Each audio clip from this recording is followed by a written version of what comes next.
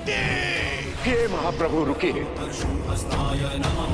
ओम जामदग्न्याय विद्महे महावीराय धीमहि तन्नो परशुराम प्रचोदयात्। ये दोनों दशरथ पुत्र मेरी छत्र छाया में है। इन दोनों की सुरक्षा का उत्तरदायित्व इनके पिता ने मुझे सौंपा है।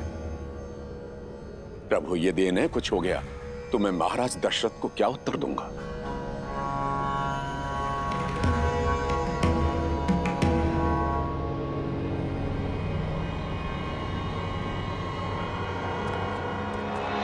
देख रहे हैं इस अभिमानी, इस उदंडी को विश्वामित्र कैसे मंद मंद मुस्कुरा रहा है, कैसे मेरा उपहास कर रहा है। ये जानता नहीं है उस परशुराम को जिसकी एक गर्जना से यह धरती कांप उठती है। सुनी है आपकी ऐसी आत्मा को कपा देने वाली अनेकों कथाएं सुनी है मैंने। भयभीत तो मैं कभी हुआ नहीं, परंतु प्रत्येक कथा का निष्कर्ष सदैव यही निकला कि इतना अनियंत्रित क्रोध, इतना अनैतिक अहंकार तो केवल एक राक्षस में हो सकता है। आश्चर्य है कि आप एक ऋषि हैं। जाइए महर्षि, मैं आपको केवल इसीलिए छोड़ रहा हूं क्योंकि ब्रह्म हत्या का पाप मुझे रघुवंश पर नहीं चाहिए।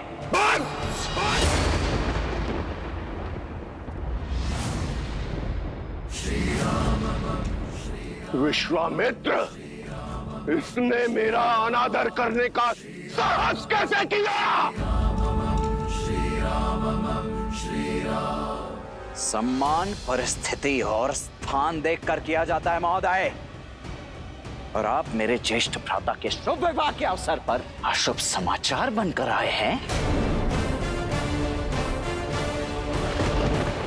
फिर आप चाहे आप ब्रह्मा हो, महादेव हो या स्वयं विष्णु के अवतार ही क्यों ना हो,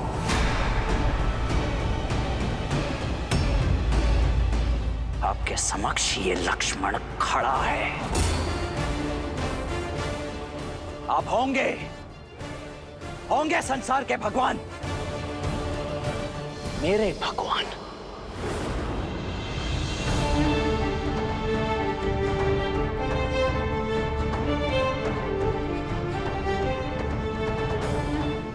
मेरे भैया प्रभु श्री राम ही हैं। और यदि मेरे भगवान के ऊपर किसी ने शास्त्र उठाया, कवच ये लक्ष्मण होगा है। यदि किसी ने भी श्री राम की ओर एक भी अशुभ पग बढ़ाया तो या तो उसके पग मेरे बाण रोकेंगे या मैं स्वयं उसके बाणों की आहुति चढ़ जाऊंगा।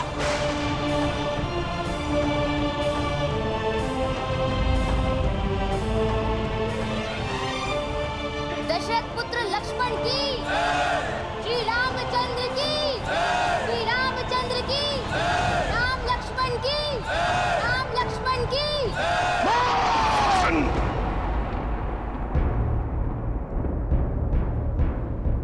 इसके पिता से मेरी ओर से क्षमा मांगना ब्रह्म ऋषि,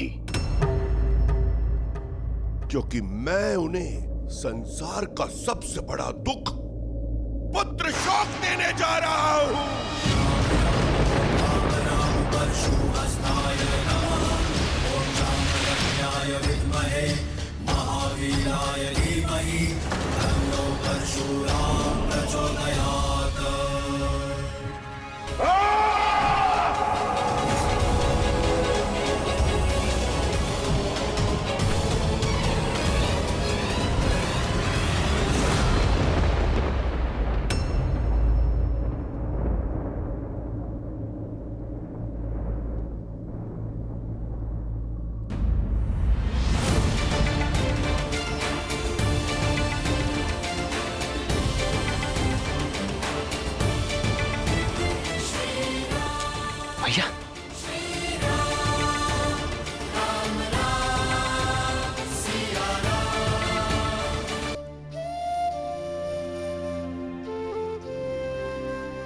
मैं धनुष भंग होने का कारण आदर सहित स्पष्ट कर चुका हूं प्रभु,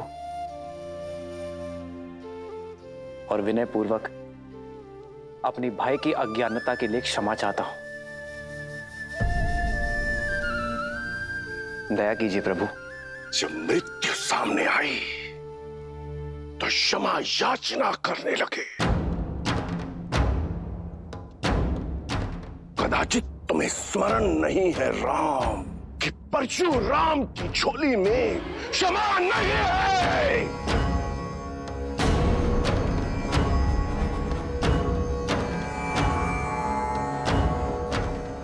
मेरे मन में आपके लिए बहुत सम्मान है ऋषिवर, मैं आपके पग की धूल भी नहीं हूं,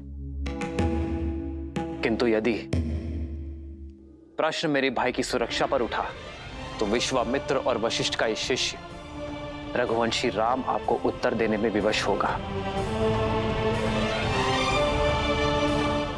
मैं वही करूंगा जो उचित है प्रभु। अंतिम श्वास तक आपसे युद्ध। युद्ध? वो भी मुझसे, परशुराम से।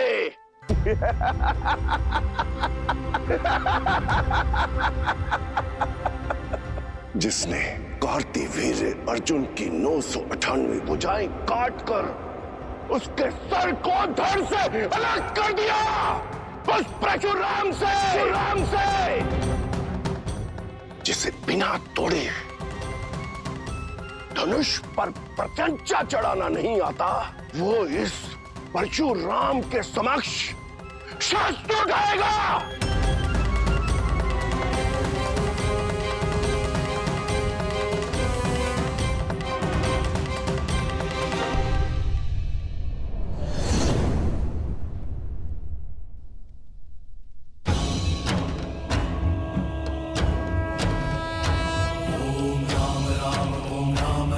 परशुहस्ताय नमः।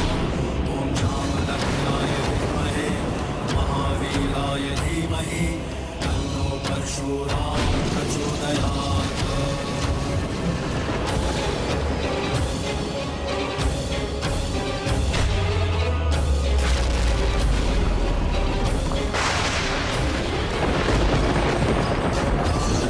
परशुहस्ताय नमः।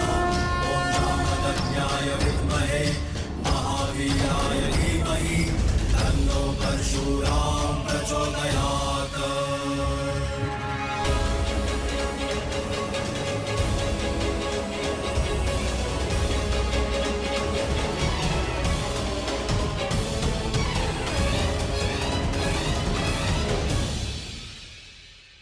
पिनाक को तोड़ने का मद रखने वाले बालक, ये श्री हरि नारायण का धनुष सारंग है।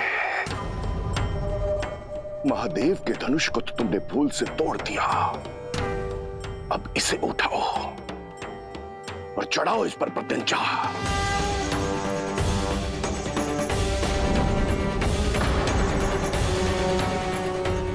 अभिमानी बालक, दिखाओ अपने बल को, कितना बल है तुम में।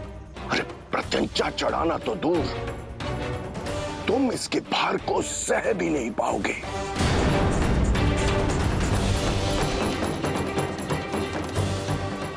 अरे चढ़ाओ प्रत्यंचा, ताकि सब देखें कि अयोध्या का बल इसके भार के नीचे कैसे कुचला गया। जो आज्ञा ऋषिवर।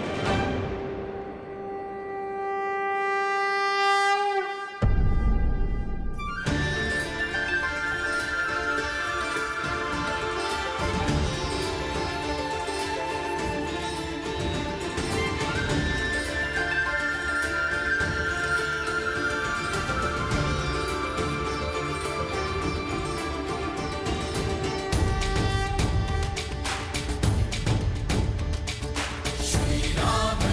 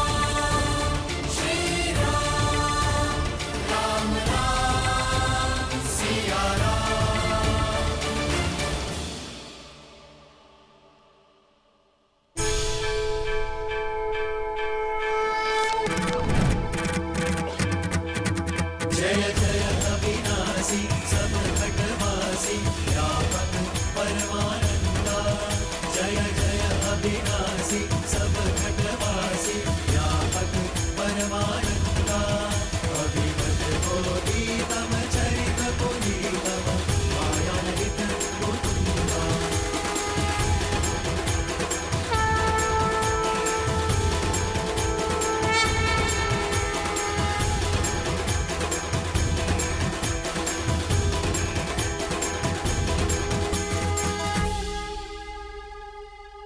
अहंकारियों को 21 बार इस धरा से मिटाने के बाद भी मैं अपने अंदर के अहंकार को नहीं मिटा पाया।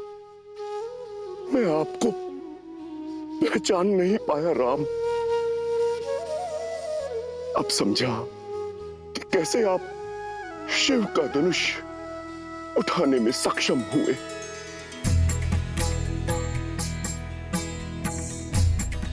श्री रामचंद्र की जय।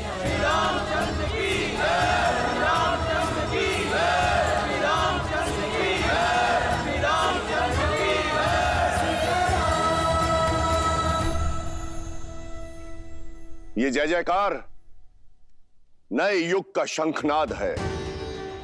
त्रेता युग में उगे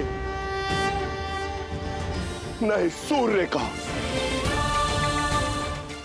अनजाने में ही सही, परंतु सत्य कहा मैंने कि अब इस भूलोक में दो राम नहीं रह सकते। अब उस राम की आवश्यकता है जो हर रूप में संपूर्ण है। उस परशुराम की नहीं जो आवेश और क्रोध के कारण अपूर्ण है। भगवान परशुराम, वसंत के आने से ग्रीष्म का महत्व तो कम नहीं हो जाता, वैसे ही राम के आने से परशुराम का महत्व तो घट नहीं जाता। इस संसार को आज भी आपकी आवश्यकता है। चिरंजीवी बनके एक महागुरु के रूप में आपको युगों युगों तक रहना है। महान योद्धाओं को युद्ध की कला और योग का ज्ञान देना है। जो कुछ आपने महादेव से ग्रहण किया है उसे जनमानस को देना है, मानवता को देना है।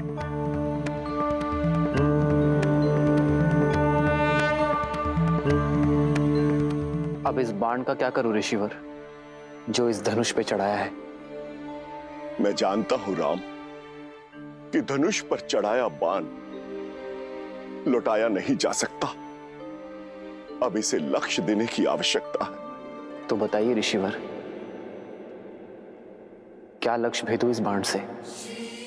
आप तो चिरंजीवी हैं, तो ये बाण या तो आपके तप की शक्ति को काटेगा या मन से विचरण करने की शक्ति को। पूरे आर्यावर्त और दक्षिणात्य में महारथियों को ज्ञान देने और हिमालय से दूर दक्षिण तक अनेक आश्रम स्थापित करने में मन की गति का सहयोग होगा।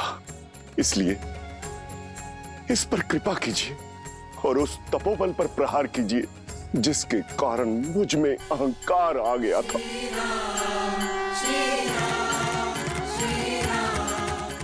राम, इस बाण को पूर्व दिशा में छोड़िए ताकि मैं महेंद्र पर्वत पर जाकर पुनः तपस्या कर सकूं। समुद्र में डूबी वो भूमि पुनः प्राप्त कर सकूं जो वामन अवतार द्वारा असुर राजा महाबली को पाताल भेजते समय जल में समा गई थी। जाते जाते धर्म स्थापना और अधर्म के विनाश का दायित्व आपको सौंपकर मैं आपसे विदा लेता हूं राम, विदा लेता हूं। जो आज्ञा प्रभु।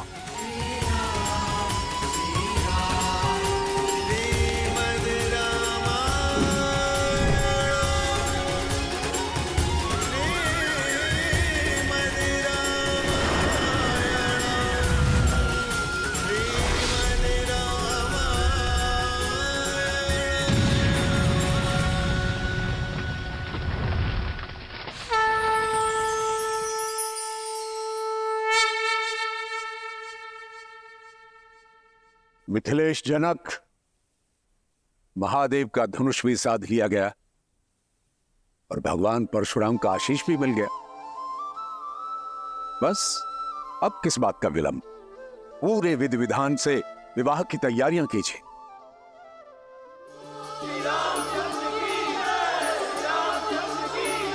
जनकपुत्री सीता की, जनकपुत्री सीता की, जनकपुत्री सीता की।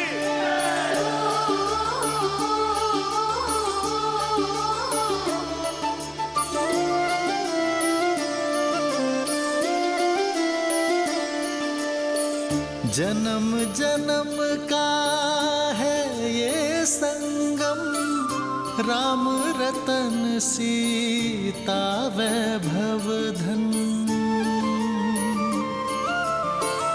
एक है पौरुष एक समर्पण, एक है रूप तो दूजा दर्पण। राम है लोचन सीता दृष्टि, राम है बादल सीता वृष्टि।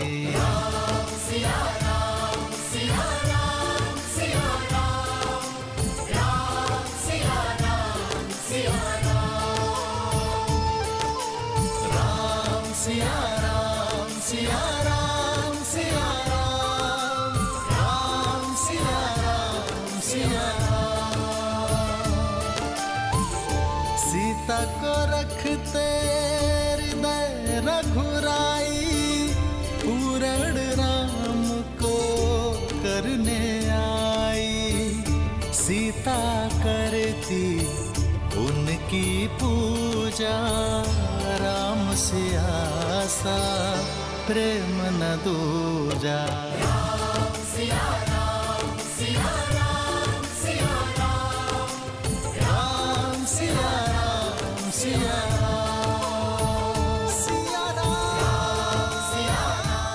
मैं जनक नंदिनी सीता आपको अपने बार और स्वयं को आपकी अर्धांगिनी के रूप में स्वीकार करती हूँ। मैं जीवन के हर लाभ हानि, सुख दुख और धूप छांव में आपकी संगिनी बनकर रहूंगी। अब केवल मृत्यु ही मुझे आपसे अलग कर सकती है। जनकपुत्री सीता की, जनकपुत्री सीता की, जनकपुत्री सीता की, जनकपुत्री सीता की।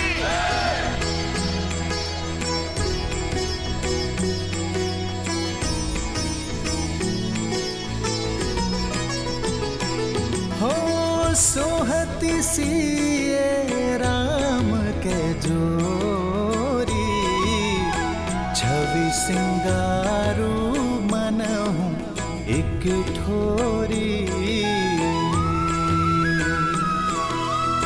सखी कहाही प्रभु पद गहु सीता, करती न चरण परस अति भीता।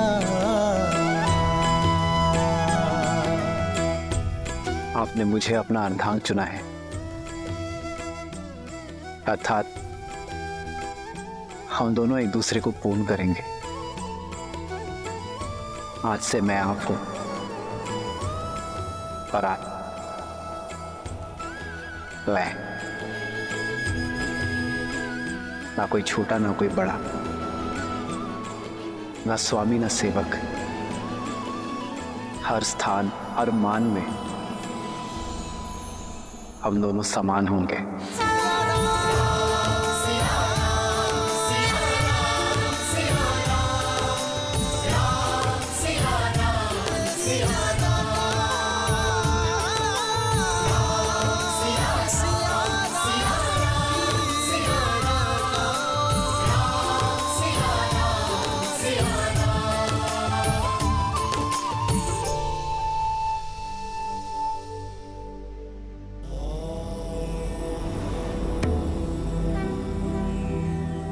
देवी के मुख को देखकर प्रतीत होता है कि मन में कोई शंका है। शंका नहीं, उत्सुकता है महादेव। परशुराम तो स्वयं नारायण के अवतार थे, तो फिर वो श्री राम को पहचान कैसे नहीं पाए और उन्होंने क्रोध क्यों किया? और एक ही समय में विष्णु के 2 अवतार संभव हैं? देवी, ये तो उचित नहीं है। मुझ भोले से एक साथ इतने सारे प्रश्नों का उत्तर चाहती हैं आप। मैं एक एक करके उत्तर देता हूं। सत्य तो यह है कि भगवान परशुराम ने श्री राम को देखते ही पहचान लिया कि वो नारायण का पूर्ण अवतार है। परंतु आवश्यक ये था कि ये संसार भी जान ले कि वो कोई साधारण राजकुमार नहीं, अपितु स्वयं नारायण है।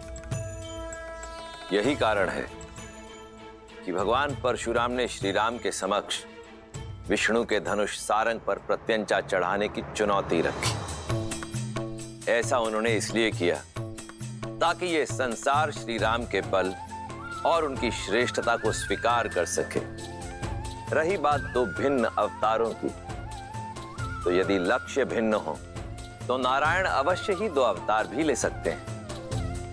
जहां एक और भगवान परशुराम ने सतयुग में धर्म और न्याय की स्थापना हेतु अवतार लिया, वहीं त्रेता युग में प्रभु श्री राम ने मर्यादा की स्थापना हेतु अवतार लिया। जय श्री राम। जय श्री राम। अब कथा में आगे बढ़िए ना महादेव, मुझे श्री राम और सीता का विवाह देखना है। देवी, इतनी आतुरता अच्छी नहीं।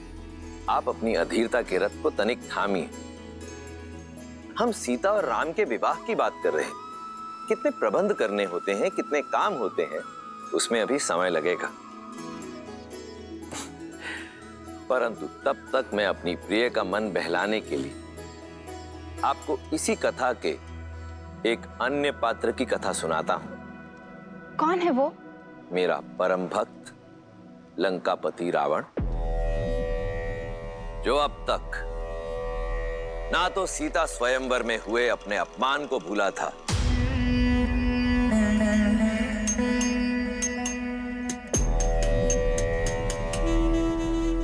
और ना ही भूला था देवी सीता के अप्रतिम सौंदर्य को।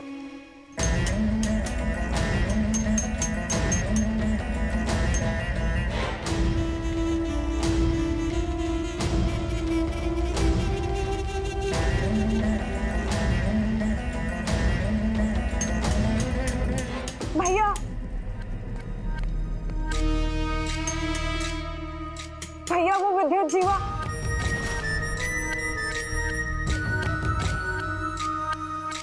अब क्या किया तुम्हारे उद्दंडपति ने? भैया वो कल रात लौट आया।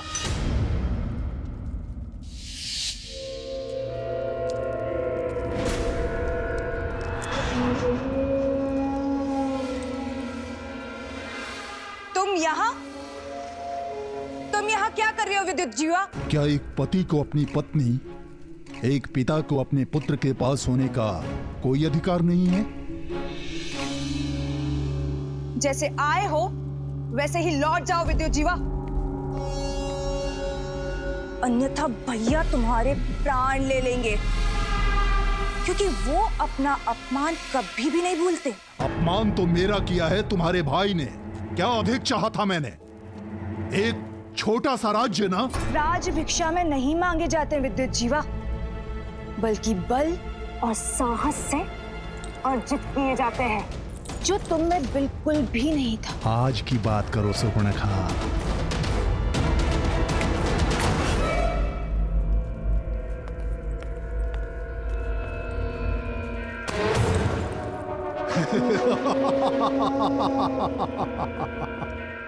अब मैं वो दुर्बल विद्युत जीवा नहीं रहा। अब मेरे पास माया युद्ध का छल भी है और दैत्य काल के का बल भी।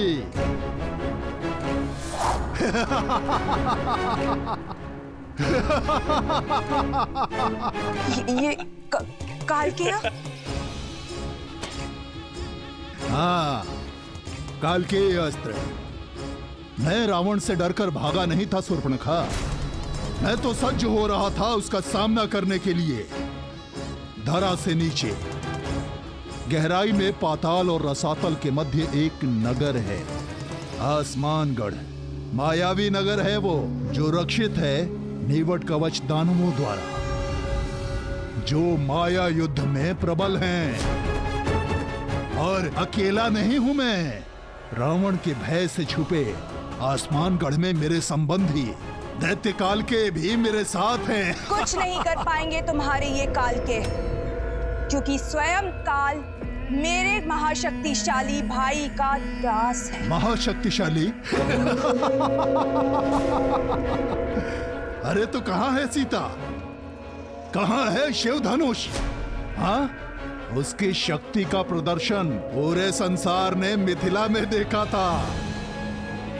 अब समय मेरा है। लंका अब मेरी होगी, रावण का अंत होगा। मूर्ख हो तुम। देव, असुर, यक्ष, गंधर्व, कोई भी मेरे भाई को मार नहीं सकता। मार नहीं सकता तो बंदी बना लूंगा, पर रक्तपात से क्या लाभ? अरे जाओ जाओ, जाकर समझाओ अपने भाई को सिंहासन त्याग कर मुझे सौंप दे, अन्यथा मेरे पास दूसरे मार्ग भी हैं। भैया, मैं आपका अहित होते हुए नहीं देख सकती। मैं आपका घात होते हुए नहीं देख सकती।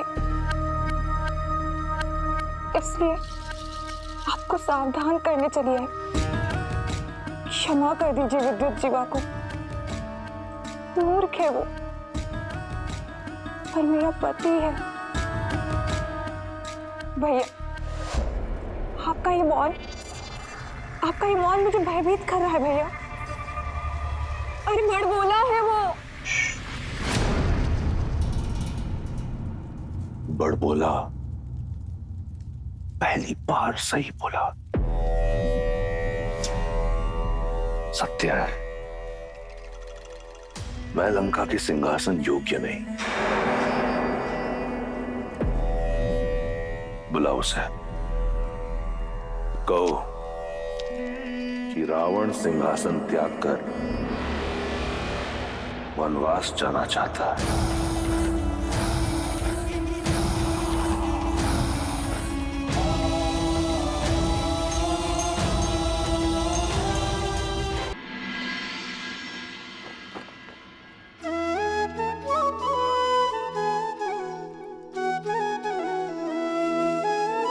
सुनो महिपति मुकुट मणि, तुम सम धन्य न को।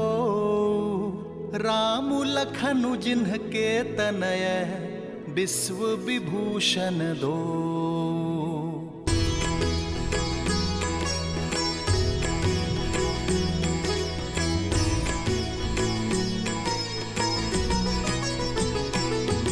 हो पूछन जोगु न तनय तुम्हारे, पुरुष सिंधति हूँ पुर उजियारे।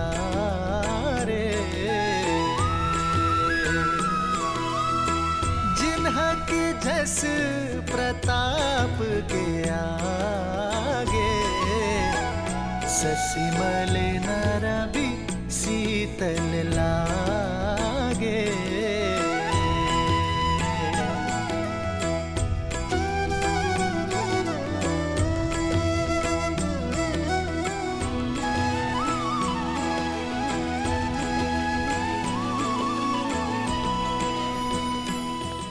अयोध्या राज की जय हो।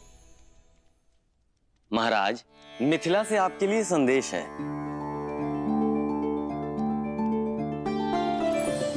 अयोध्यापति दशरथ को मिथिला नरेश जनक का प्रणाम। आपको पूर्व में मेरी पुत्री के स्वयंवर के विषय में सूचित किया गया था, पर आपने आने में असमर्थता दिखाई, क्योंकि आपके पुत्र ब्रह्म ऋषि विश्वामित्र के साथ थे।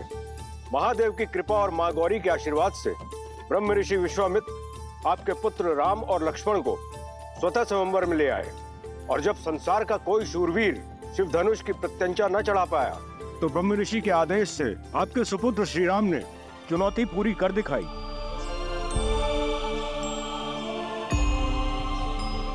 और कुमारी सीता को अयोध्या की वधू बनने का सौभाग्य दिया। यह पत्र मैं अयोध्या के राजा को नहीं, अपने संबंधी को लिख रहा हूं। अपने ज्येष्ठ पुत्र के विवाह को अपना शुभ आशीष और अनुमति दे। ब्रह्म ऋषि विश्वामित्र का अनुरोध और हम सबकी मनुहार है कि आप अयोध्या के सभी राजकुमारों सहित इस विवाह में सम्मिलित हों। राजर्षि परिवार, जनक, मिथिला, निवेदक, आर्यावर्त। दशरथ नंदन की, दशरथ नंदन की, दशरथ नंदन की। मेरे राम ने गर्व से मुझे शिखर पर बिठा दिया है। क्या कही? सुमित्रा, कौशल्या, सुना तुमने? महादेव के धनुष पर प्रत्यंचा चढ़ाई है मेरे राम ने।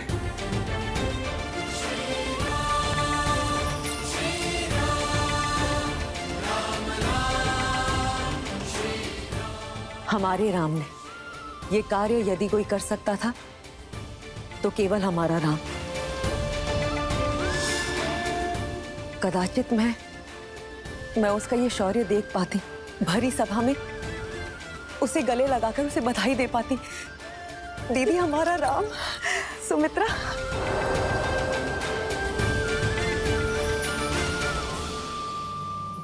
तो ऋषि जवाली, क्या कहती है अयोध्या की नीति? क्या एक पुत्र के विवाह के लिए राजा अपने राज्य को छोड़कर जा सकता है या नहीं? अति शीघ्र महाराज, परंतु उससे पहले एक शिष्टमंडल नवसंबंधियों के साथ उपहार समेत भेज देना चाहिए। तो उस शिष्टमंडल को तुरंत प्रस्थान करना चाहिए। जी। ब्राह्मणों और पुरोहितों के दल को मिथिला की ओर प्रस्थान करने के लिए कहें। राजा जनक को सूचित किया जाए कि समस्त अयोध्या अपने राम के विवाह की साक्षी बनने के लिए मिथिला आ रही है। समय व्यर्थ ना करें ऋषि जवाली, मेरे राम का विवाह है, विलंब ना हो। जैसी आपकी आज्ञा। महामंत्री सुमंत्र, अयोध्या के सभी रथों को सज्ज कीजिए और उन्हें उपहारों से लाद दीजिए। जो आज्ञा महाराज। देवी कौशल्या, नव विवाहितों के स्वागत के लिए अयोध्या को एक नव वधु की तरह सज्जित कर दीजिए। देवी सुमित्रा, भरत और शत्रुघ्न को संदेश भेजा जाए कि वो शीघ्र अतिशीघ्र मिथिला पहुंचे। कैकेयी, उत्सव की घड़ी आ गई है, सभी प्रबंधों को देखो, कोई कमी नहीं रहनी चाहिए। मैं गुरुदेव वशिष्ठ से मिलकर आता हूं। ये विवाह उन्हीं के आशीर्वाद से होगा। जी महाराज, मेरे राम का विवाह है, मेरे राम का।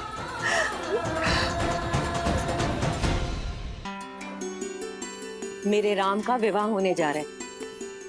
मेरे जीवन की सबसे शुभ सूचना है। मंत्रा, मेरी चूड़ामणि कहाँ है? इतने वर्षों से अपनी वधु के लिए संभाल के रखी थी। विवाह तो राम का है कैकेयी, किंतु तुम ऐसे प्रसन्न हो रही हो जैसे कि भरत की वधु घर आ रही है। ऐसे सज्ज हो रही हो जैसे कि राम तुम्हारे वंश को आगे बढ़ाएगा। मां कहकर नहीं पुकारा होता ना, तो अभी इसी क्षण तुम्हारी जीभ काट देती। वो जीभ जो सदैव शुभ अवसर पर विष उगलती है। एक बात कान खोल के सुन लो मंत्रा, विवाह मेरे पुत्र राम का है, मेरे राम का। समझी तुम?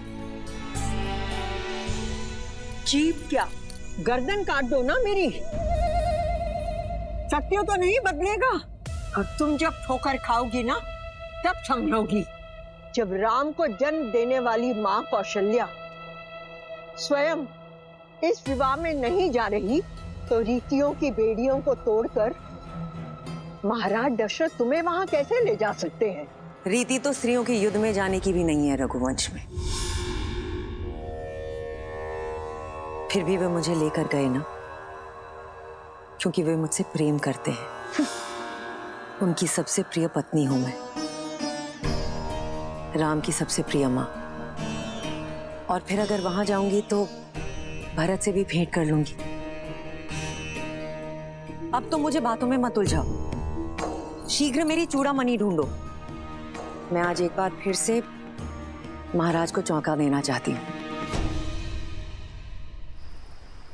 आपने सही कहा था गुरुवर, श्राप के भय से मैं अपनी ही संतान के भविष्य के आड़े आ रहा था।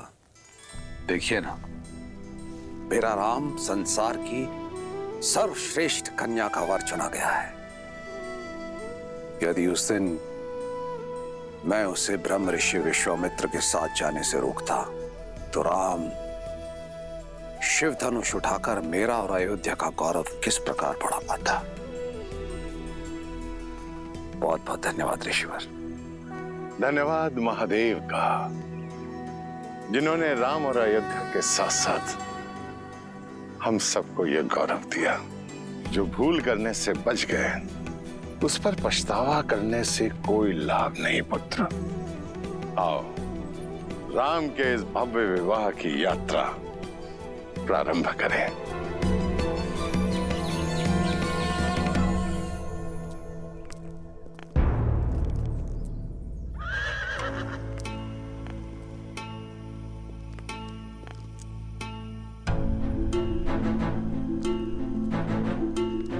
महाराज, इतना विलंब क्यों कर रहे हैं? शीघ्र चलिए, जनक वहां हमारी प्रतीक्षा में है। हम दोनों साथ मिलकर अपने राम के भव्य विवाह को देखेंगे। आज देखिए कैसे अश्वपति की पुत्री महाराज दशरथ के रथ को वायु के वेग से लेकर जाती है। शीघ्र आइए। कैकेयी, ये समय ठिठोली का नहीं है। मुझे विलंब हो रहा है, नीचे आओ।